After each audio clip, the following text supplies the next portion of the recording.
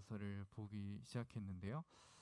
갈라디아서의 이제 간단히 배경을 말씀드리자면, 어, 이 바울이 갈라디아 지역에 복음을 전하였고, 복음을 전해서 교회가 세워졌습니다. 그리고 바울이 간지 얼마 안 돼서 이제 유대주의자들, 율법주의자들, 거짓 교사들이라는 명칭의 사람들이 와서 바울이 전한 복음은 부족함이 있다. 바울은 예수님을 믿으면 구원을 받는다라고 했지만 이들은 예수님을 믿고 플러스로 율법을 지켜야, 우리로 따지면 선을 행해야 구원을 받을 수 있다라고 이제 말을 했던 거예요. 근데 이 갈라디아서에서는 이제 그 바울이 이 소식을 듣게 되고 빠르게 편지를 전하게 된 내용입니다. 어, 이 갈라디아서 오늘 본문의 이 위치는 사실 이 다른 서신들에서 보면은 바울이 보통 감사하는 내용들이 들어가 있어요. 뭐 이러이러한 내용들 때문에 뭐 감사하다, 교회가 이렇기 때문에, 혹은 이렇게 또 편지할 수 있기 때문에 감사하다, 뭐 이런 내용들이 많이 담겨져 있는데, 오늘 이 갈라디아서의 내용에서는 보통 감사의 단락인데 감사의 내용이 아니라 감사의 내용은 전혀 볼 수 없고 오히려 저주의 내용을 말을 하고 있습니다. 그만큼 바울의 마음이 이 편지, 이 단락을 통해서 나타나는 바울의 감정을 유추를 해볼 수 있는데, 바울의 마음이 굉장히 급하다라는 거예요. 그리고 감사보다는 질책하는 마음이 있다는 것을 볼 수 있습니다. 그래서 오늘 말씀을 통해서 바울이 화내는 이유, 그리고 다른 복음을 받게 되면은 받는 이제 저주에 대해서, 그리고 복음의 반응에 대해서 보도록 하겠습니다. 근데 제가 그 이 전광판을 꺼달라고 요청을 했거든요, 설교 때. 이거 말씀을 이제 안 드렸는데, 제가 듣기로는 제가 부끄러워서 꺼달라고 이제 요청을 한 것 아니냐라는 이제 얘기가 있더라고요. 근데 그게 아니라, 간단히 말씀드리자면은, 예배에 있어서 하나님이 원하시는 예배가 뭔지를 제가 공부를 하고 그런 것들을 따라서 지금 저희 예배 순서도 이제 많이 바뀌었잖아요. 그래서 하나님이 원하신 예배를 이제 제가 배우면서 우리 청년부 안에서 적용할 수 있는 것이 무엇일까 하면서 이제 바꿔가는 부분 중에 하나인 것입니다. 순서도 마찬가지고 전광판 끊는 것도. 그래서 사실 이제 제가 앞에서 이제 또 설교를 하니까 뒤에 화면보다는 더 커 보이지 않을까요? 아무래도 더 작게 보이니까 그거보다는 끄고 저에게 또 집중하고, 뒤에 이제 보여지는 거는 좀 최대한 없게 하려고 하는 거기 때문에 그런 부분을 좀 양해해 주셨으면 좋겠습니다. 네, 그래서 오늘 본문 말씀을 다시 한번 보자면, 바울은 이 6절을 통해서 자신의 마음을 나타내고 있는데요.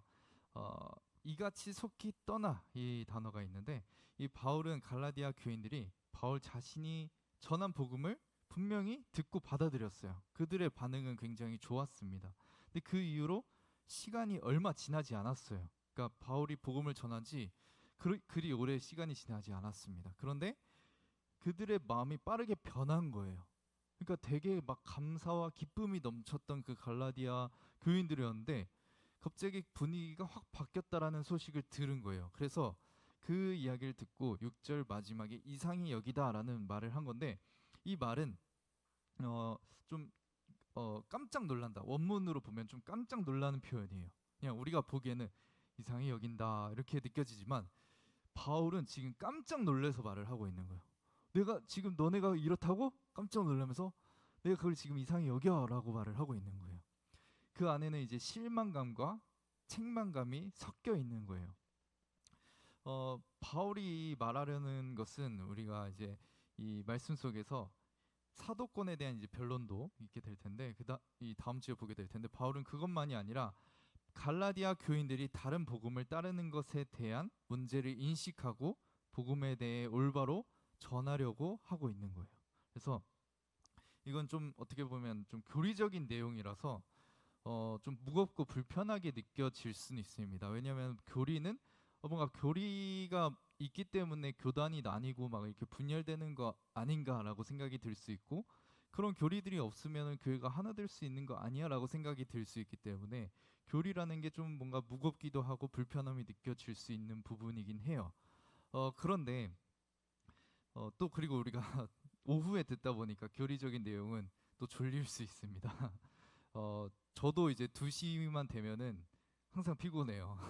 먹고 식곤증이 있죠. 근데 그만큼 좀 이제 무거운 이 주제일 수 있는데 그럼에도 불구하고 이 내용을 다뤄야 하는 이유가 무엇이냐면 먼저는 일단 성경이 말하고 있기도 하고 교리의 내용을 다뤄야 하는 것은 사실 우리가 교리를 다루지 않고 교회가 하나 되길 힘써야 돼라고 말하는 것도 사실상 하나의 교리이거든요.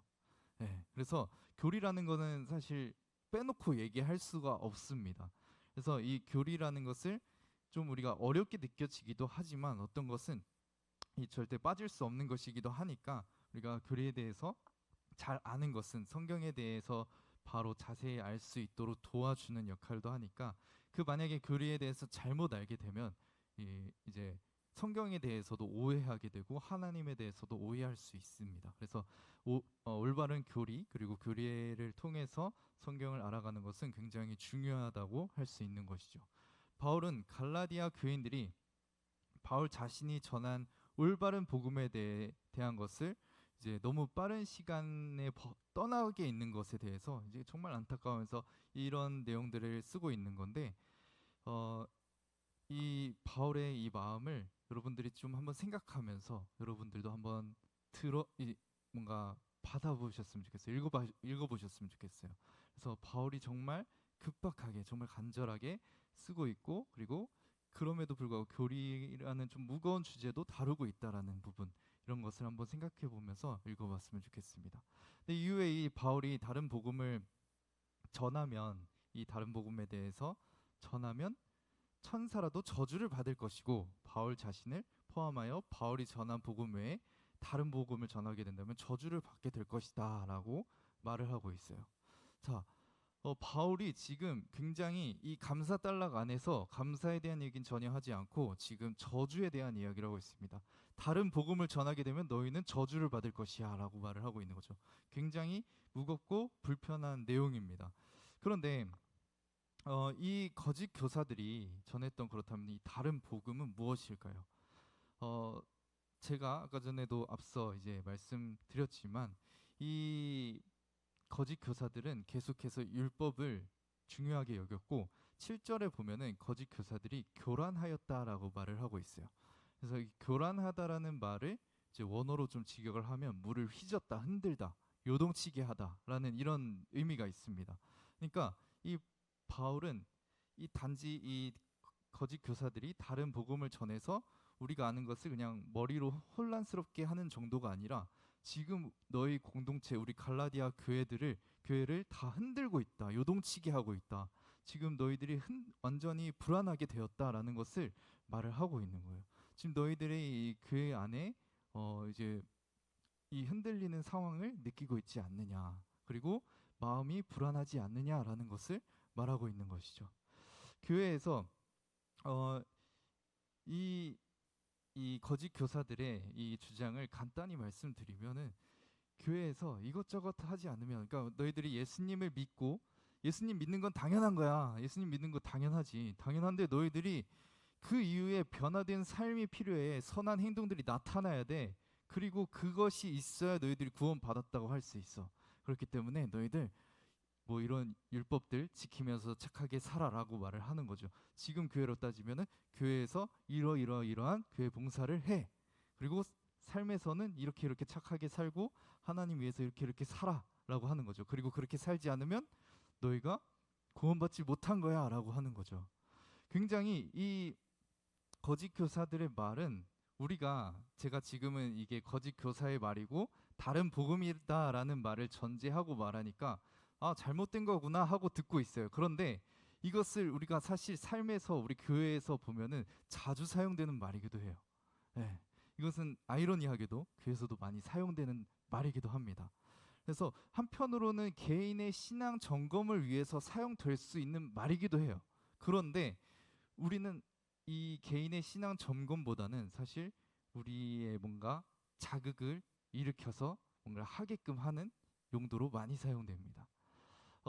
실제로 저는 이제 목회를 하면서 그런 것들에 대한 것들을 좀 이야기를 들어봤어요. 찾아서 들어봤는데 실제로 교회에서 목회자들이 이런 갈등들을 겪고 있다라고 해요. 어떤 갈등이냐면 막 교회에서 뭔가를 열심히 하고 싶어요. 담임 목사님이 뭔가 탁 힘을 줘서 이끌어 가고 싶어요. 근데 성도님들이 안 움직여. 그럼 어떻게 하면 가장 좋으냐?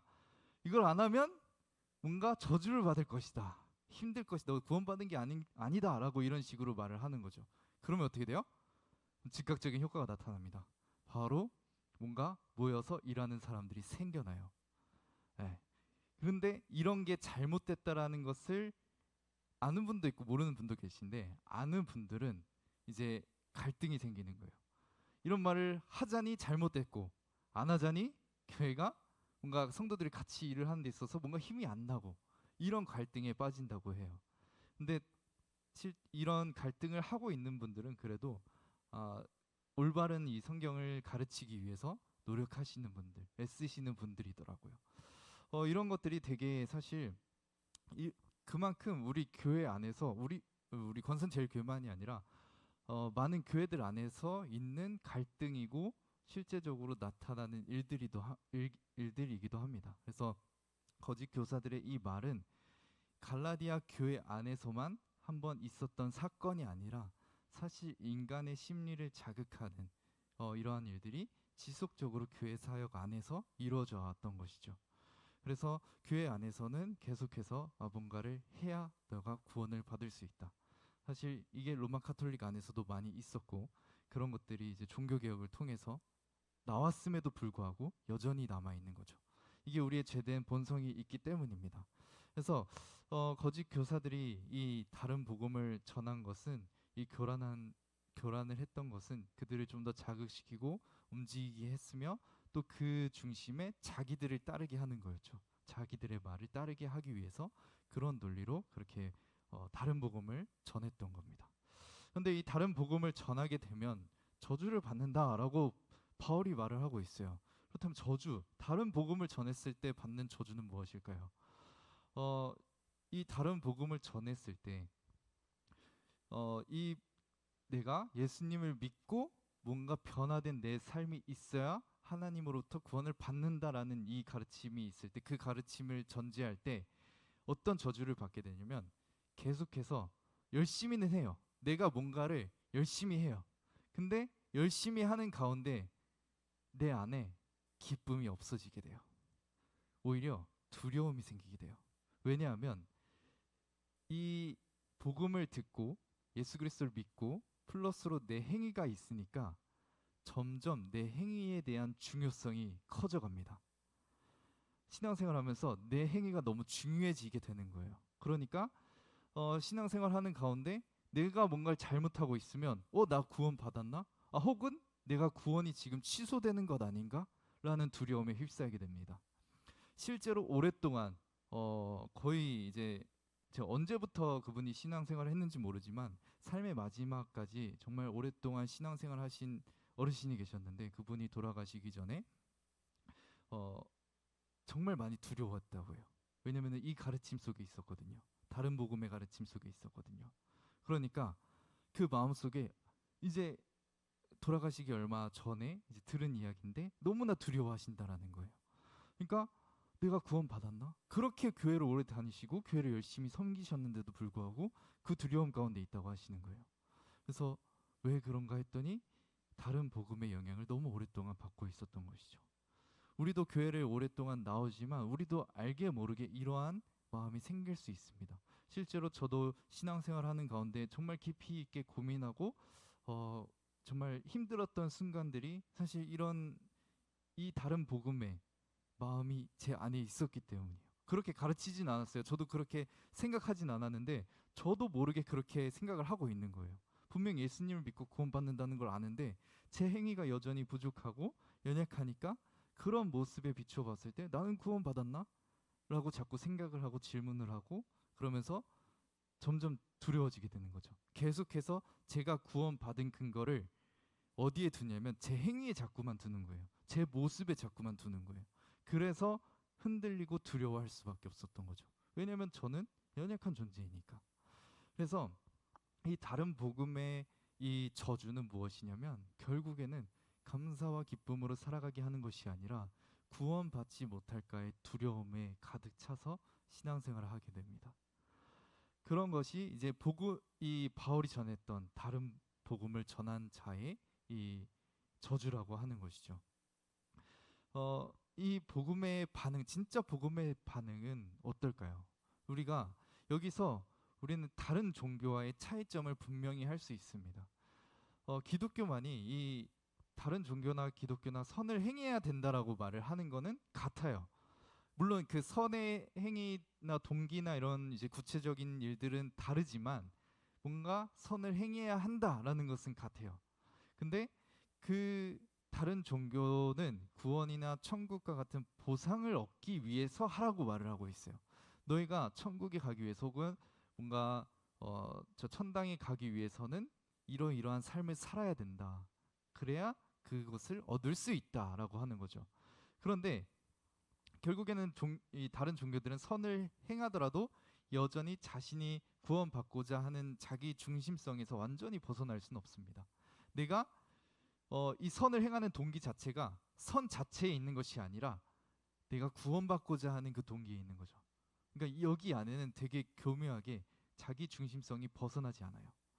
그런데 기독교는 다르게 말을 하고 있습니다. 기독교는 예수 그리스도를 믿어야 하는데 예수 그리스도를 통해서 우리가 구원을 받을 수 있다. 근데 그 구원을 받았기 때문에 하는 것이 선이다라고 말을 하고 있어요. 그러니까 내가 하나님으로부터 무언가를 받기 위해서, 구원을 받기 위해서, 어떠한 것을 얻기 위해서 신앙생활을 하는 것이 아니라, 예수님을 믿는 것이 아니라 오히려 예수님을 믿었기 때문에 예수님이 행하신 일들을 믿었고 그냥 믿었을 뿐인데 그것으로 구원을 받았기 때문에 그래서 선을 행해야 한다는 거죠. 너희가 은혜를 받았기 때문에 선을 행해야 된다는 거예요. 이것은 완전히 시작부터가 굉장히 큰 차이를 두게 되는 거죠. 그래서 그 기독교는 정말 이 마음속 깊은 곳에서부터 감사와 기쁨으로 시작을 할 수 있는 거예요. 내가 어떠한 것을 해서 얻어낸 것이 아니라 예수 그리스도께서 행하신 일로서 내가 구원을 받았기 때문에 하나님의 사랑을 받았기 때문에 선을 행해야 한다는 거죠. 감사와 기쁨으로. 그래서 이것은 분명히 엄청난 차이를 나타내게 됩니다. 물론 겉으로 나타나는 행동에 있어서는 차이가 없을 수 있어요. 오히려 이 논리에 따라서 이제 신앙생활에 문제가 생기는 부분도 있습니다. 많이 지적하는 게 우리 교단을 많이 지적하는 것 중에 하나가 그거예요. 아니 그러면은 인간의 선이 하나도 조금도 정말 털끝 하나라도 우리가 구원받는 것에 영향이 없다면 예수님 믿고 마음대로 살지 않겠냐라는 지적을 많이 받고 실제로 그러한 부분이 우리 이 교리에 우리 교단의 약한 부분이라고 할 수 있어요. 근데 그것은 동시에 우리의 강점을 잘 살리지 못했기 때문이라고도 할 수 있습니다. 우리가 정말 예수 그리스도의 그 사랑과 그 은혜를 풍성히 누린다면 우리가 그 감사와 기쁨이 정말 넘쳐난다면 어떻게 마음대로 살겠어요? 네. 우리가 이 부분이 어쩌면은 이 교리적인 게 약한 것이 아니라 우리 안에서 정말 예수 그리스도의 그 풍성한 사랑과 은혜를 누리지 못했기 때문에 그 열매가 나타나지 않는다라고 할 수 있는 거죠. 우리는 이렇게 우리 갈라디아서 내용을 통해서 진짜 복음이 무엇인지 생각해보고 정말 예수 그리스도를 통해서 우리 삶이 어떻게 돼야 하는지 우리는 이것을 생각해 볼 수 있는 것입니다. 계속해서 이 바울의 논리를 따라서 나아가면서 우리는 정말 복음의 풍성함과 함께 복음을 통해서 우리의 삶이 어떻게 나타나야 하는지를 배울 수 있는 거예요. 바울은 지금 그 간절한 마음으로 갈라디아 교회에게 편지를 쓰고 있는 것입니다. 이 바울의 논리에 정말 이 복음, 예수 그리스도의 그 사랑, 정말 예수 그리스도께서 우리에게 그 사랑을 어떻게 나타내셨기에 우리가 얼마나 감사하고 기뻐하면서 신앙생활을 할 수 있는가. 저는 사실 예수님을 믿으면 그 믿는 첫 순간만 되게 중요하다고 생각했거든요. 첫 순간만 감사와 기쁨이 나타난다고 생각을 했어요. 그래서 첫사랑을 회복하자 이 말을 되게 많이 우리가 듣잖아요. 그래서 예수님을 믿었던 그 처음에 만난 시간들, 첫 시간, 우리 처음에 만남을 다시 한번 회복하자 이런 얘기를 하는데 저는 처음에는 그게 되게 동의가 됐어요. 근데 신앙생활을 하면서 오히려 그게 조금 이제 반감이 생기더라고요. 왜냐면은 하나님의 사랑이 얼마나 크냐면 우리는 다 알 수가 없어요. 왜냐면 우리가 성경에서도 그렇고 우리가 찬양이나 이런 표현들을 통해서도 하나님이 무한하신 분인 거를 우리가 표현을 합니다. 하나님 무한하세요. 근데 그 무한하신 하나님께서 우리를 향한 그 사랑이 정해져 있을까요? 결코 정해져 있지 않아요. 하나님의 사랑도 무한합니다. 그 말은 우리가 오늘 엄청난 하나님의 사랑을 경험한다 하더라도 내일 더 경험할 수 있는 거예요. 그것이 하나님의 사랑인 것입니다. 그래서 하나님의 사랑은 첫사랑으로 끝나는 것이 아니라 날마다 더 커져가고 기쁨과 감사가 더 커져갈 수 있는 거예요. 감격이 더 커져갈 수 있는 거예요. 저는 그것을 어, 이 목회를 시작하는 그 시점에 좀 알게 됐어요. 그래서 그 은혜들을 누리면서 아, 이게 정말 더 커져갈 수가 있구나. 하나님의 사랑을 누리는 것, 이 감격이 정말 더 커져갈 수가 있구나. 이것을 느끼게 되었습니다. 일단 하나님의 사랑이 그 큰지를 어떻게 누릴 수 있을까요? 가장 대표적으로 우리가 볼 수 있는 것이 바로 예수 그리스도의 사랑입니다. 예수 그리스도께서 우리가 성탄절에 이 땅에 오신 예수 그리스도에 대해서 생각해 봤어요. 근데 우리 예수 그리스도께서는 일단 우리가 그분이 누구인지 제대로 알아야 돼요. 그분은 정말 하나님이십니다. 많은 신학의 논쟁들이 있었어요. 예수가 누구냐? 그는 인간 아니냐? 혹은 그냥 인간이 아닌 그냥 인간의 형체를 입고 그냥 완전한 하나님 아니냐라는 것도 있었어요. 그런데 많은 논쟁 속에서 결국에는 정해진 것은 성경을 통해서 확증한 것은 하나님이시자 완전한 인간으로 오셨다라는 것입니다. 예수님께서 인간의 육체를 입고 이 땅에 오셨어요. 그리고 이 땅에 오셔서 우리와 같은 삶을 사셨죠. 너무나 그냥 한 사람으로서 인생을 살아간 거예요. 그런데 그 삶은 인간이 봐도 좀 가장 낮은 자리였어요. 우리가 예수님을 목수의 아들, 그래서 목수로 알고 있잖아요. 그런데 어, 목수라는 전문직을 갖고 있었다라기보다는 사실 노동자에 가꿨습니다. 지금으로 따지면은 약간 막노동하는 사람들로 여겨진 일을 하셨던 거예요. 예수님은 직업으로도 그리고 외모로도 나은 게 하나도 없었어요. 그래서 예수님에 대한 외모도 되게 안 좋게 성경에 나옵니다. 그러니까 예수님은 전혀 인간적으로 나올 만한 뭐 매력도 어떤 모습도 없었습니다. 그런 모습으로 이 땅에 오신 거예요. 근데 그렇게 살았을 뿐만 아니라 예수님의 죽으심에 대해서 우리가 볼 때 십자가에서의 그 죽음은 너무나 고통스러운 일이죠. 온몸이 완전히 찢깁니다. 이미 그 채찍을 맞는 가운데서. 그리고 십자가에 매달려 죽으신 거죠. 십자가에 매달리셨을 때는 그냥 숨도 제대로 쉴 수가 없었어요. 그렇게 죽음을 당하셨습니다. 근데 예수님의 그 죽으시는 가운데 부르짖었던 것은 나의 하나님, 어찌하여 나를 버리셨나이까. 하나님께서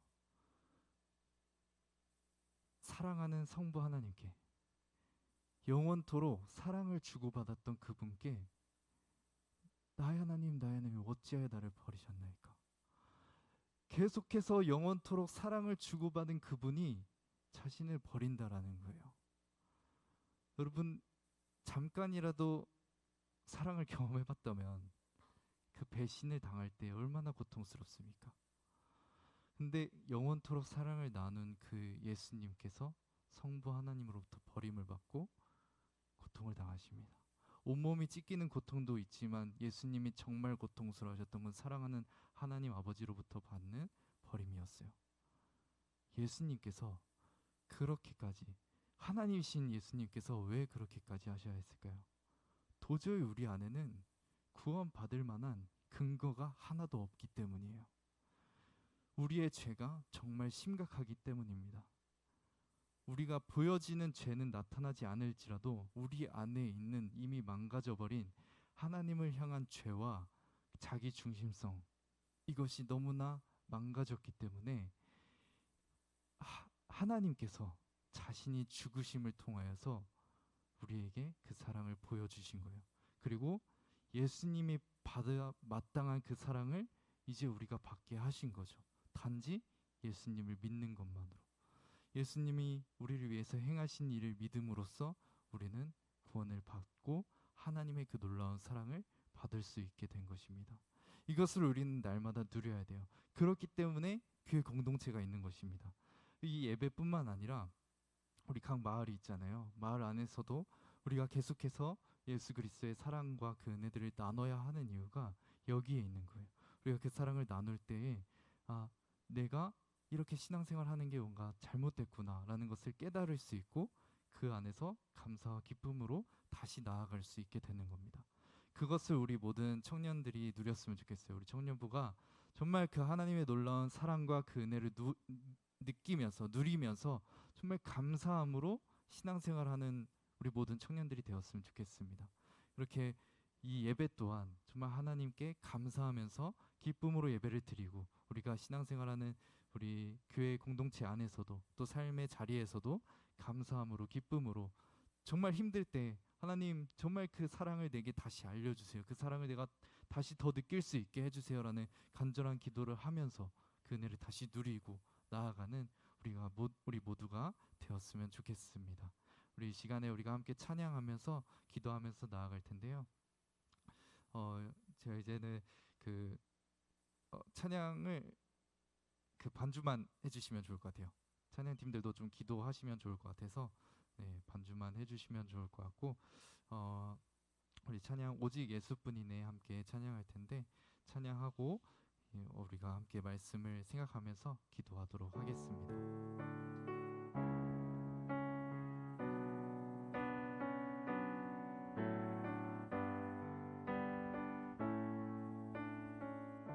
은혜 아니면 살아갈 수가 없네. 은혜 아니면 살아갈 수가 없네. 호흡마저도 다 주의 것이니 세상 평안과 위로 내게 없어도 예수 오직 예수뿐이네. 은혜 아니면 살아갈 수가 없네. 은혜 아니면 살아갈 수가 없네. 나의 모든 것 다 주께 맡기니 나의 모든 것 다 주께 맡기니 참된 평안과 위로 내게 주신 주 예수 오직 예수뿐이 크신 계획 다 볼 수 없고 크신 계획 다 볼 수도 없고 작은 고난에 지쳐도 주께 묶인 나의 모든 삶 버티고 견디게 하시네. 은혜 아니면 살아갈 수가 없네. 호흡마저도 다 주의 것이니 세상 평안과